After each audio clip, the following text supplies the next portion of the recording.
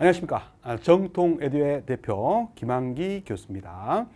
2024년도 2회차 정보통신 기사 필답 문제를 해설해 보도록 하겠습니다. 자, 이번 문제는 총 17문제가 출제가 됐습니다. 난이도는 중상 정도의 난이도였다. 그래서 이제 열심히 시간을 충분히 두고 공부하신 분들은 충분히 여유 있게 이제 합격할 수 있는 점수가 나오실 것 같고요. 시간이 부족해서 단시간 내에 공부하신 분들은 거의 경계 점수가 아닐까 이렇게 생각이 되어집니다. 다행히도 우리가 이제 시험 앞두고 일주일 전에 제가 신규 문제로 나올 수 있는 문제 7문제를 뽑아서 여러분들한테 일주일 전에 강의를 올려드렸어요. 다행히 그동안 맞추지를 못했는데 이번에는 한 개가 나왔습니다. 이 문제였습니다. 그렇죠? 정확하게 나왔죠. 그래서 1번 문제인데 IEEE 802.11입니다. 무선 랜 표준 기술이죠. 에서 노드 간 충돌 회피를 위해서 사용하는 프로토콜은 뭐냐? 정확하게 CSMA CA가 나왔죠. 이게 제가 나올 만한 건데 그동안 안 나와서 이번에 찍었는데 정확하게 출제가 됐습니다. 그래서 깊었는데 점수가 아쉽습니다. 물론 이제 단답 문제니까 4점이 뭐 적은 점수는 아니지만 4점을 우리가 가져갈 수 있었어요. 근데 이제 이렇게 문제를 풀고 말면 안 돼요. 이런 문제를 통해서 다음 문제를 예상할 수 있어야 됩니다. 자, 우선 랜 기술의 매체 접근 기술이죠. CSMA CA가 나왔다는 것은 이에 이제 연관된 문제도 출제가 될 수 있죠. 그래서 내용을 좀 살펴봐야 돼요. 자, 우리가 유선 랜에서는요. 유선 랜에서는 충돌로 인해서 우리가 이제 성능 저하 방지 목적으로 매체 접근 기술로서 쓰는 것이 있었죠. CSMA CD였어요. 자, 이거는 이제 과거에 출제가 많이 됐었죠. 자, 우리가 캐리어 센서입니다. 우리가 이제 캐리어 센서를 보내서 우리가 충돌이 일어나는지 안 일어나는지 알아보는 거죠.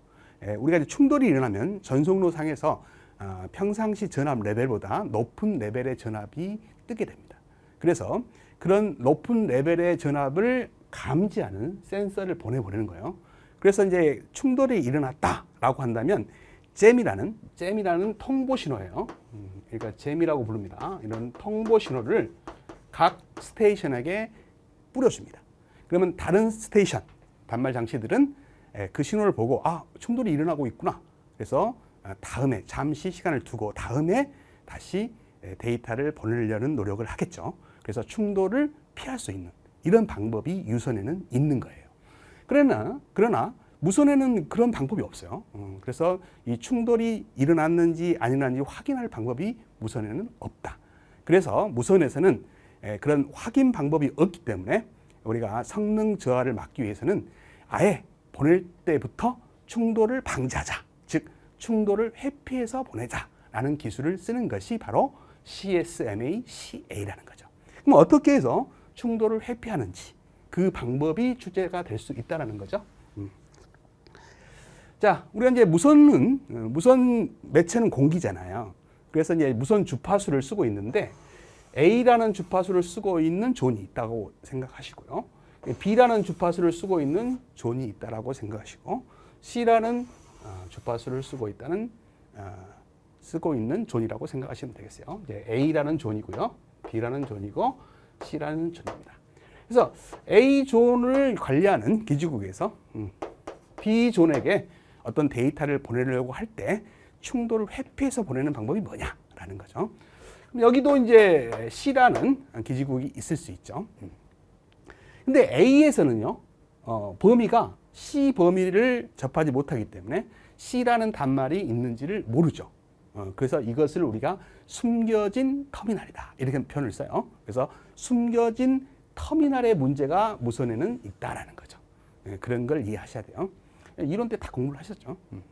그래서 A라는 단말이 B라는 단말에게 데이터를 보낼 때는 충돌을 어떻게 해서 피하냐면요. 먼저 내가 데이터를 보내기 전에 내가 데이터를 보내도 되느냐라는 전송 요청을 하는 거예요. 전송 요청. 그 기호가 뭐냐면 RTS입니다. 그래서 RTS를 송신단에서 수신단으로 보내는 거죠. 이 RTS라는 신호를 보내는 거예요. 첫 번째 단계입니다. 이 단계가 저는 충분히 나올 수 있다고 봐요. 그래서 보내는 신호가 RTS다. 그래서 RTS는 Request to Send 약자입니다. 그래서 전송을 요청하는 신호다. 그러면 B라는 단말은요, A라는 단말에서 이런 요청이 왔다는 신호를 보내줘요. 그래서 야, 보내도 된다라는 수신 가능 신호를 보내주는 거죠. 그 신호가 CTS입니다. 그래서 수신단에서 송신단 쪽으로 두 번째 단계죠. 무슨 신호를 보내요? CTS라는 Clear to Send라는 신호를 보내죠. 그래서 이걸 수신 가능 신호라고 불러요. 이것을 보내줍니다. 근데 얘한테만 뿌리는 게 아니라요, 그 주변에 있는 모든 단말에게 다 뿌려요. 주변에 있는 모든 단말에게 다 뿌립니다. 그 이유는 이것 때문에 충돌을 회피할 수 있죠. 얘는 내가 송신 요구를 하지도 않았는데 느닷없이 B로부터 야, 송신해도 된다는 수신 가능 신호를 보냈단 말이에요. 여기 왔단 말이에요. 그러면 나 말고 누군가가 뭐예요? 전송 요청을 했구나라는 걸 알 수 있죠. 그러면 짧은 시간 내에서는 이 단말은 데이터를 보내지 않는다는 거예요. 충돌을 회피하기 위해서. 이해되시죠? 그래서 이런 방식이 바로 충돌을 회피해서 보내는 방식입니다. 그래서 첫 번째 단계는 송신단에서 수신단 쪽으로 RTS라는 신호를 보내고, 수신단에서는 두 번째로 그래 수신 가능하다라는 신호를 CTS를 뿌려준다. 주변에다 뿌려준다. 그러면 이제 세 번째, 얘가 송신 가능하다고 이제 허락을 받았으니까 데이터를 보내면 되죠. 그래서 송신단에서 수신단 쪽으로 뭘 보내요? 원하는 데이터를 보내는 단계가 세 번째다. 보내고 마는 게 아니라 잘 받았다는 신호를 보내줘야 되죠. 그래서 긍정의 응답입니다.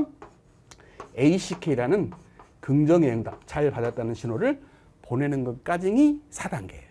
그래서 이게 바로 충돌을 회피해서 보내는 핸드 쉐이킹 방식입니다. 이것을 우리가 핸드 쉐이킹 방식이라고 해요. 우리가 이제 핸드 쉐이크가 뭐예요? 악수하다는 뜻이죠. 그래서 핸드 쉐이킹 그러면 데이터를 주고받는다는 그런 의미입니다.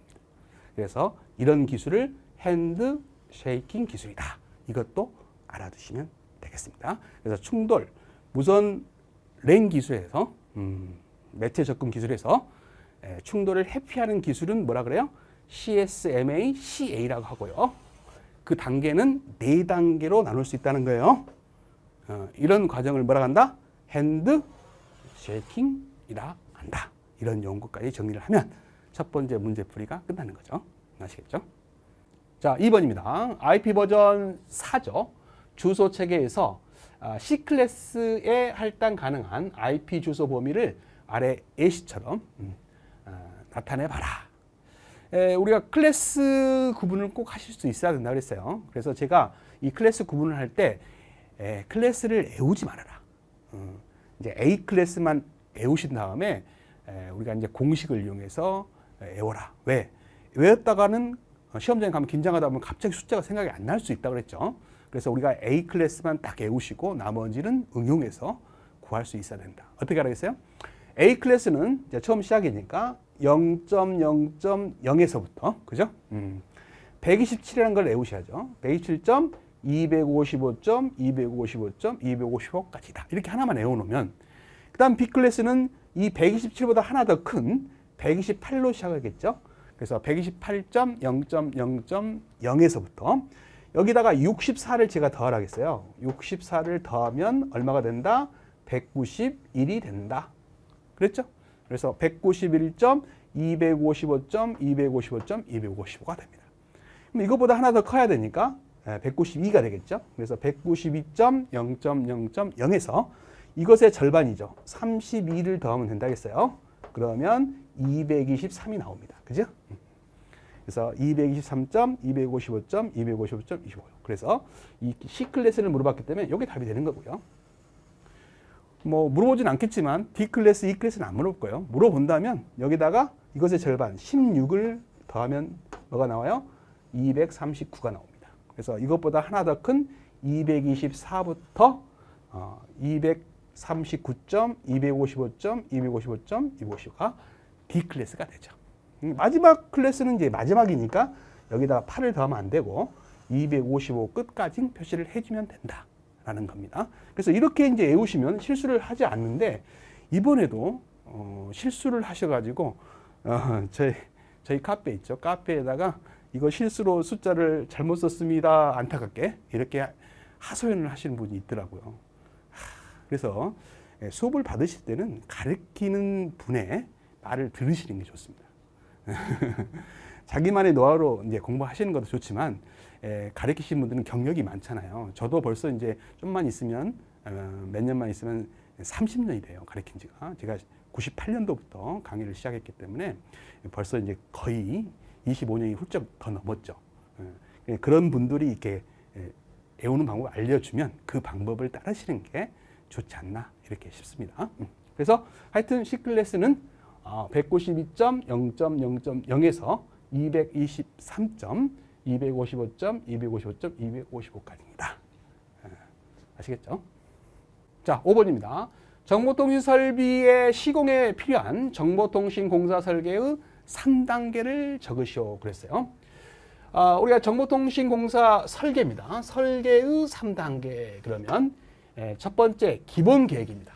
그 다음에 기본 설계, 그 다음에 실시 설계 이렇게 되어 있어요. 여기 기본 계획 대신에 뭐 계획 설계라고 이제 하신 분들이 좀 있을 것 같아요. 왜냐하면 이제 건축이나 그쪽에서는 계기실 그래서 계획 설계를 이제 많이 첫 단계로 표현을 하죠. 근데 우리 이제 정보통신 설비에는요 법령에 계획 설계란 말을 찾아볼 수가 없습니다. 그래서 제가 이제 강의할 때 과거에는 계획 설계, 기본 설계, 실시 설계 이렇게 답을 했지만 이제는 기본 계획이란 용어로 바꿔야 되지 않느냐 강조를 했었죠. 그래서 이제 법령을 제가 가져왔어요. 정보통신공사 설계 업무의 수행 기준 이게 설계 업무 아니겠습니까? 거기에 첫 번째가 이제 기본 계획이 이게 나와 있죠. 그 다음에 기본 설계, 그 다음에 실시 설계 이렇게 용어 정리가 되어 있어요. 그래서 기본 계획이라 함은 공사 내용에 관한 기본적인 개요를 마련하고 기본 구상을 기초로 결정 개념을 도면화하는 단계. 도면화가 설계 아니겠습니까? 도면화하는 단계로서 발주자의 요구 조건, 그 다음에 향후 기술 변화 대응 방안 및 설계 도서 작성에 필요한 중요한 사항을 결정하는. 그래서 설계를 할 때 이게 중요한 사항을 결정해야 될 거 아닙니까? 그래서 중요한 사항을 결정한다. 그래서 기본 계획 단계에서 작성된 도면의 목적은 설계자의 의도와 개념을 정립하고 발주자의 의견을 충분히 반영하여 재료, 구조, 설비 등 총체적인 설계 방침을 결정하는 거예요. 이게 이제 설계의 첫 번째 단계죠. 그런 다음에 이제 기본 설계 단계로 가고 그 다음에 실시 설계 단계로 가는 거죠. 그래서 첫 번째 단계는 기본 계획이 맞을 것 같습니다. 자, 8번 문제로 갑니다.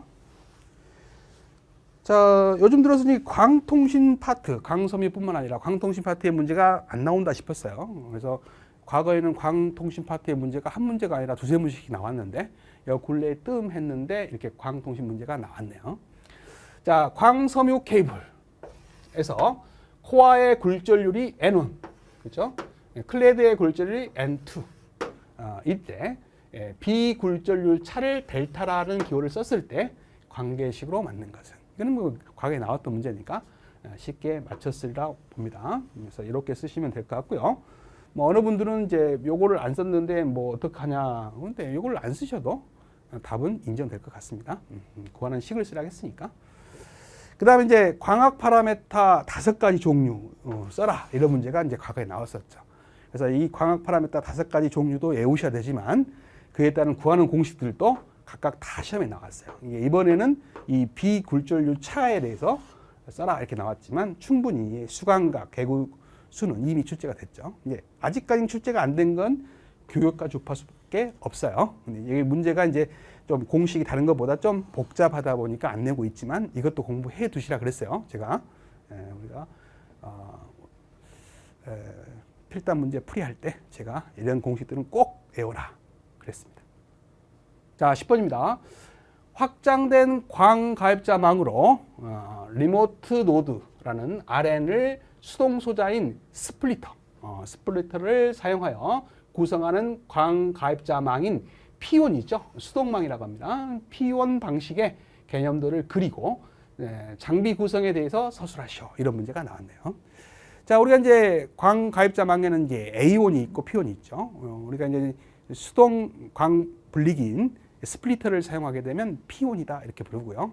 이 스플리터 대신에 능동 소자인 능동 스위치를 이용하게 되면은 우리가 A1 방식이다 이렇게 말을 합니다.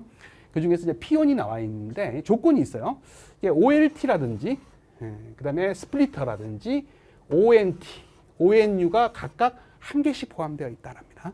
그래서 한 개씩 포함했다. 이게 이제 조심해야 돼요. 한 개씩 그려라 이런 말이에요. 그다음에 ONT와 ONU 하단에는 단말 구성은 해도 되고 안 해도 된다 이런 말이에요.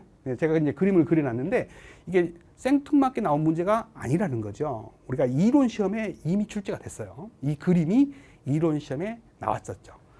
이 나왔을 때는 이 ONU가 하나 더 있었어요. 여기에 그걸 하나 지우고 제가 그린 겁니다. 그런데 여기서는 한 개씩 포함해라 그랬으니까 이게 ONU가 두 개잖아요. 그래서 하나를 이렇게 제가 지우고 그린 겁니다. 그렇죠? 그래서 이걸 그리고 이제 설명하시면 되는 거예요. 자, 국사 내에 존재하는 장치가 OLT죠. OLT라는 장치에서 광섬유로부터 전달되어 온 광 신호를 분리하는 거죠. 분배하는 겁니다. 파장을 분리해내는 거죠. 그래서 옵티컬 스플리터가 광 분배기라 그래요. 그래서 파장을 분배해서 해당되는 가입자까지 데이터를 보내주는 거죠. 그래서 가입자 단말까지 보내주게 되면 이게 이제 가입자 단말까지 광섬유가 이제 가게 되면은 그 종단 장치를 ONT라고 그래요. 그래서 그 ONT는 가입자 종단 장치 이렇게 부르는 거예요. 그래서 일명 광 모뎀이라고도 부르죠. 그래서 단말 장치하고 직접 연결할 수 있는 광 모뎀의 역할을 하는 것이 뭐다? ONT다. 이렇게 알아두시면 될 것 같고요. 그 다음에 이제 인구 밀집 지역까지 광섬유가 가는 거죠. 그 다음에는 기존에 썼던 랜이라고 써있잖아요. 그렇죠? 인터넷 선을 이용해서 가입자 단말까지 연결시켜주는 거죠. 그래서 이걸 광망 종단 장치라고 하는 ONU라 그래요. 그래서 인구 밀집 지역, 즉 건물 내까지 특정한 어떤 건물 내까지만 광섬유가 이제 들어가는 거죠. 그 이후에는 기존에 썼던 트위스트 페어라든지 이런 선을 이용해서 가입자 단말 장치와 연결하는 거죠. 그래서 이제 ONU가 여기에 들어가는 겁니다. 자, 그림은 이제 이렇게 그려주시면 될 것 같아요. 그래서 여기에 이제 이런 단말기들은 그려도 되고 안 그려도 되고 그러나 여기까지는 꼭 그려야 된다. 뭐 이런 말이죠. 그렇죠? 이런 걸 그려주시면 더 좋겠죠. 그냥 개념들은 이렇게 그리시면 되고 이제 장비 구성에 대해서 설명을 하는 거죠. 그래서 이걸 이제 설명하시면 되는 거예요. 국사 내에 존재하는 장치가 OLT라겠죠. 그래서 통신 국사 내에 설치되어 있는 OLT와 그죠?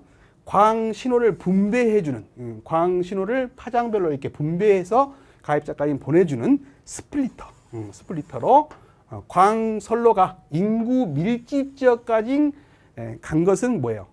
인구 밀집 지역은 여기죠? ONU죠?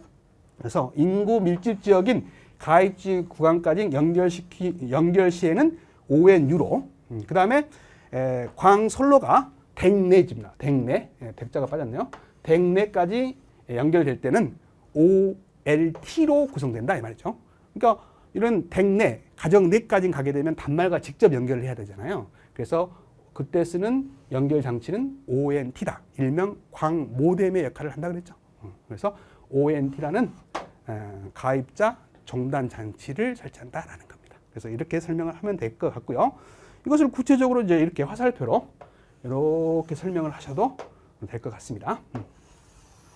어떻게 설명하든 말로 설명하든 뭐 기호로 설명하든 장비 구성을 이렇게 설명하시면 될 것 같습니다. 그래서 여기에는 개념도니까 그림을 그려주시는 게 좋을 것 같고요.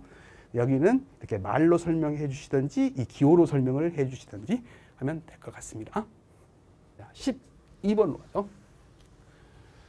정보통신 시스템의 신뢰도에 대한 계획 수립 시 고려해야 할 사항 4가지만 쓰시오. 제가 이제 교재를 만든 지가 좀 오래됐는데요. 그 교재에 이 5가지를 오래전에 이 기출문제로 이제 오래전에 나왔던 문제가 계속 말표만 약간 바꿔가면서 출제되고 있는 문제입니다. 그래서 이제 수험생분들이 뭐가 답이냐 이렇게 물어보시는데 실내대회에 대한 계획 수립 시 고려해야 될 사항 4가지를 적어라. 그래서 제가 이제 시중에 나와 있는 대학 교재죠. 교재에서 나와 있는 내용이 이 5가지입니다. 근데 뭐 논문이나 시중에 나와 있는 논문이나 다른 뭐 논문을 찾아가지고 뭐 시중에 많은 책들을 쓰셨더라고요. 그런 것도 다 답이 될 수 있어요. 그래서 저는 학교에서 강의하는 사람이다 보니까 교재 위주로 답을 했습니다. 일단 이게 명확한 답일 것 같아요. 저는. 자, 시스템 회복. 즉 이제 백업 파일에 의한 복원이 가능해야 되고요. 그다음에 장애를 검출하고 오류 정정이 가능해야 된다라는 거죠. 그다음에 간헐적인 장애라는 것은 일정한 간격을 두고 계속 주기적으로 일어나는 장애를 말해요. 그래서 그 간헐적인 장애의 경우에는 재실행, 우리가 다시 한번 부팅을 해보는, 재실행을 해보는 이런 방법을 쓴다라는 거죠. 그다음에 용장도 설계죠. 장애 시 예비 장치가 필요하다라는 거예요. 그다음에 진단, 하드웨어적인 고장 진단, 소프트웨어적인 고장 진단을 포함해서 진단이라고 한 거예요. 그래서 이 5가지가 잠깐 답이니까 이 중에서 4가지만 쓰시면 될 것 같죠. 그 다음에 이제 물어보시는 것들을 적어 놓은 거예요. 이런 것들은 답이 되냐 이렇게 물어보시는 분이 많아서 제가 이제 수험생 질문에 의해서 적어 놨는데 다 맞습니다. 이런 것도 다 답이 될 수 있는 거죠. 그래서 통신센터의 뭐 기능 분산이라든지 트래픽 분산이라든지 전성로 다오나 그다음에 자동 복구 링, 자동 복구망 뭐 이런 거 설치하는 것도 다 신뢰도 향상에 도움이 되겠죠. 그래서 저는 이제 정확한 답은 이거라고 보고요. 이것들은 부연적으로 답이 될 수 있는 것들이다. 이렇게 보여집니다. 자, 14번입니다. 정보통신 설계 단계의 감리원 대표 업무에 대해서 3가지만 쓰시오. 자, 이 문제가 이제 9점이나 배점이 됐어요.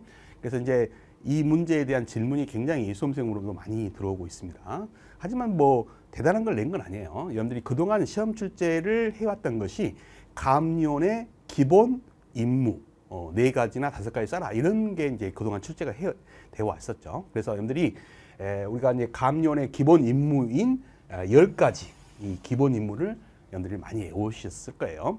그 중에서 우리가 세부적으로 단계별로 해야 되는 감리원의 세부 사항들이 있습니다. 그 세부 사항들이 있는데 그 세부 사항의 임무들을 다 외울 수가 우리가 없어요. 조금 이따 표를 보여드리겠지만 굉장히 많습니다. 그래서 그걸 외워서 뭐 써라 하는 것은 무리가 있을 것 같고요. 이 문제는 핵심어가 여기에 있습니다. 대표 업무예요. 세부 업무 내용을 적어라라는 게 아니라 그 중에서 대표 업무를 적어라라는 문제입니다. 그 대표 업무가 뭐냐면 기본 임무예요. 기본 임무. 그래서 여러분들이 외우신 10가지 기본 임무 중에서 설계 단계에서 해야 될 기본 임무가 뭐냐라고 물어보는 문제가 이 문제입니다. 그래서 이 10가지 중에서 설계 단계에서 해야 될 대표 업무, 즉 기본 임무는 뭐냐면 이 3가지입니다. 맨 앞에 있는 3가지예요. 그래서 이 3가지가 답이 됩니다. 이 3가지밖에 없기 때문에 3가지를 써라 이렇게 낸 거죠. 그래서 이 3가지를 쓰시면 돼요. 그래서 공사 계획 및 공정표의 검토, 그 다음에 공사업자가 작성한 시공 상세 도면의 검토 및 확인, 그 다음에 설계 도서와 시공 도면의 내용이 현장 조건에 적합한지 여부와 시공 가능성 등에 관한 사전 검토, 이 3가지가 설계 단계에서 감리원이 해야 될 기본 임무이면서 대표 업무다라는 거죠. 아시겠죠? 그래서 이 3가지를 쓰시면 되고 나머지 이제 기본 임무들은요. 뭐 설계 단계가 아닌 그 이후에 단계에 들어 있는 거죠. 보시면 알겠지만 공사 시행 단계별 업무 안내표가 있어요. 그래서 공사 착공 단계, 이게 설계가 끝나고 공사가 이제 착공될 때 단계 때 감리원이 해야 될 세부 사항들이 있습니다. 감리원이 해야 될 이런 세부 사항들이 있어요. 이런 세부 사항들을 적어라 그러면 문제가 난이도가 높아지는 거죠. 그러나 기본 업무, 대표 업무를 물어보니까 이런 세부 업무를 쓰시는 게 아니라 대표 업무니까 기본 임무 중에서 골라서 쓰셔야 되는 겁니다. 그래서 공사 착공 단계에서 해야 될 감리원의 세부 업무들이 나와 있어요. 그리고 여기는 공사 시행 단계에서, 공사 시행 단계죠. 공사 시행 단계에서 감리원이 해야 될 세부 임무들이 적혀 있는 거죠. 아시겠죠? 그다음에 여기에는 설계 변경 및 계약 금액의 조정 단계에서 해야 될 감리원의 세부 임무들이 적혀 있는 겁니다. 아시겠죠? 그다음에 여기는 기성 및 준공 검사 단계에서 해야 될 감리원의 세부 임무들이 적혀 있는 거죠. 그래서 이런 세부 임무들을 적어라 그러면 문제 난이도가 높아지겠죠. 그래서 향후에는 이런 것도 이제 나올 수 있다고 이제 생각을 하셔야 돼요. 그래서 이제 어려운 건 외우지 마시고 이렇게 종류의 개수가 제한되어 있는 것을 좀 골라서 이제는 추가적으로 공부해야 될 때다 이렇게 생각되어집니다. 자, 17번입니다. 이것도 이제 기출문제에 나왔기 때문에 보너스 문제가 되는데 또 이 문제를 또 실수하신 분들이 꽤 있더라고요. 자, 비트 에라율. 여기 조건에 보시면 이런 에라율을 나타낼 때는 항상 5 곱하기 10의 마이너스 5승 이런 식으로 표현한다겠죠. 지수승으로 표시한다겠어요. 그래서 이 구하라는 것도 최대 블록 에라율이기 때문에 여기 답처럼 이와 같이 지수승으로 표시하면 오차가 없잖아요. 이것을 꼭 계산해가지고 숫자로 계산을 하신 다음에 소수점 셋째 자리에서 반올림 해버리니까 오차가 너무 크다겠죠. 그래서 그렇게 하시면 안 되고 이렇게 하라고 했는데 굳이 또 그 말씀을 또 잊어버리시고 그렇게 숫자로 해가지고 세 번째 자리에서 반올림 해버리신 분이 계시더라고요. 물론 이제 채점관 분이 이걸 지수승으로 표시하란 말이 없었기 때문에 맞았다 해 주실 수도 있어요. 근다고 해서 틀렸다 해도 의의제청을 할 수가 없어요. 왜냐하면 이런 에라율을 낼 때는 제가 그랬잖아요. 이렇게 지수승으로 표현하는 게 일반적이다. 그렇게 해야 되는데 안 했기 때문에 의의신청을 할 수는 없지만 제가 봤을 때는 충분히 맞다고 해줄 가능성이 있습니다. 왜냐하면 이제 꼭 지수승으로 표시해란 말이 없었기 때문에 그래서 기대는 하셔도 되는데 다음이라도 또 만약에 이제 안 되시고 떨어지셨다면 그러면 안 되겠지만 다음에라도 시험을 보시면 꼭 이거는 지수승으로 표시하셔야 됩니다. 자, 일단 이제 최대 블록 에라율을 이제 구하라 했는데 일단 전선 속도가 2400 bps예요. 그다음에 10분 동안 보냈답니다. 그랬을 때 최대 블록 에라율은 얼마냐? 계산해라. 그다음에 이제 한 블록의 크기는 510이다. 일단은 이제 전선 속도가 주어졌으니까 10분 동안 보낸 총 비트 수를 먼저 구해 봐야겠죠. 그래서 첫 번째로 총 전송된 비트 수는 자, 1초에 보내는 비트 수가 2400이잖아요. 그러니까 이게 1초 동안 보내는 거니까 10분 동안 보냈다고 그랬으니까 10 곱하기 60. 1분은 60초니까 이렇게 하시면 요만큼의 비트 수가 나옵니다. 이게 총 전송한 비트 수고요. 자, 비트 에라율이 나왔으니까 이것을 이제 에라율을 곱하게 되면 에라 비트 수가 나오겠죠. 그래서 총 에라가 난 비트 수는 총 전송된 비트에다가 비트 에라율 요걸 곱하게 되면 된다라는 거죠. 그래서 요 값에다가 비트 에라율 이걸 곱하면 72비트라는 비트가 나옵니다. 그래서 이게 이제 에라가 난 비트의 수가 되는 거죠. 근데 이제 블럭이 몇 개인가를 봐야 돼요. 이제 한 블럭이 511이니까 총 비트 수가 요거잖아요. 요것을 511로 나누게 되면 블럭의 수가 나오죠. 근데 딱 떨어지지 않아요. 근데 여기 조심하라겠죠, 제가. 이게 2818.003914가 나와요. 이게 딱 떨어지게 주면 좋겠는데 떨어지지 않아요. 그러면 떨어지지 않는다는 것은 이 블럭을, 이런 블럭을, 이게 하나의 블럭이라면 이 블럭을 지금 2818개에다 비트를 다 넣을 수 없다는 거 아니에요. 그럼 나머지 비트는 하나를 블럭을 더 만들어서 꽉 채우지는 않지만 일부 비트를 넣어야 된다는 거죠. 그래서 전송을 해야 돼요. 그래서 총 블럭의 개수는 2818개가 아니고 얼마예요? 2819개가 된다는 거죠. 그걸 아셔야 됩니다.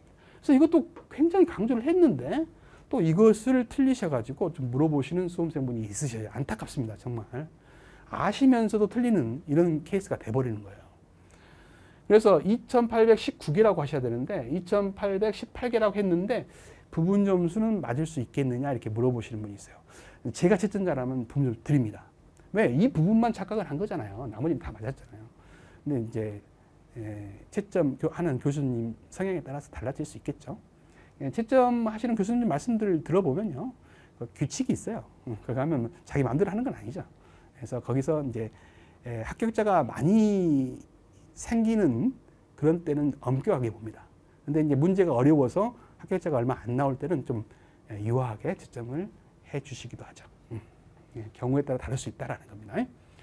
자, 하여튼 간에 2819개가 답이다. 블럭의 수가. 그럼 이제 최대 블럭의 에러율은 어떻게 되냐? 이제 한 블럭에서 에러가 다 발생하면 72비트가 여기 다 들어가 버리면 그러면 최소 블럭 에러율이 되겠죠. 근데 이제 한 개씩만 딱 블럭에 한 개씩만 에러가 생기면 에러가 난 비트 수가 72개니까 72개의 블럭이 에러가 생기겠죠. 그게 최대 에러가 생기는 블럭 수가 됩니다. 그러겠잖아요. 그죠? 그래서 72개의 비트가 에러가 났으니까 각각 한 개씩이 에러가 난 비트가 들어있을 때가 가장 많은 블럭에 에러가 생기는 경우가 되겠죠. 그게 이제 최대 블럭 에러율이 됩니다. 그러면 최대 블럭 에러율은 어떻게 구하냐? 총 블럭 수 분의 총 블럭 수가 얼마예요? 2819분의 그러면 이제 에러가 최대한 난 블럭의 수죠. 그러면 72개겠죠. 그래서 72를 이렇게 하시면 이게 바로 최대 블럭 에러율이 되는 겁니다. 그래서 나온 값이 이제 이렇게 나왔다고 해서 이걸 소수점 세 번째 자리에서 반응을 해버리셨단 말이에요. 야, 그러면 0.03이 돼버리잖아요. 안타깝습니다. 근데 그렇게 하시면 제가 봤을 때는 틀렸다 해도 뭐라고 못해요. 우위를 지청을 못합니다. 그래서 이제 이렇게 저처럼 이렇게 하시면 되겠고, 자 25.554 곱하기 10의 마이너스 3승 이렇게 하셔도 되고 2.554 곱하기 10의 마이너스 2승 뭐 이렇게 하셔도 되죠. 그 다음에 255.4 곱하기 10의 마이너스 4승 이렇게 하셔도 되고, 하여튼 간에 이런 지수승 형태로 답을 하시는 게 맞다. 그래서 이렇게 됩니다. 그래서 이렇게 해서 이제 17문제를 다 풀이를 했습니다. 보시면 아시겠지만 합격 점수 이상의 기출문제에서 나온 거죠. 그래서 공부하는 기간이 기신 분들은 충분히 합격을 했으리라 믿습니다. 근데 이제 공부 기간이 좀 짧으신 분들은 이런 것들에 대해서 이제 실수를 많이 하셨겠죠. 그래서 이제 합격 점수 근처의 점수를 받았을 것 같은 느낌이 듭니다. 그러지는 실망하지 마시고요. 저는 자격증은 포기하지 않으면 100% 딸 수 있는 것이 자격증이다. 이렇게 생각합니다. 희망을 갖고 포기하지 마시고 꼭 자격증을 획득하시기 바랍니다. 고생 많으셨습니다.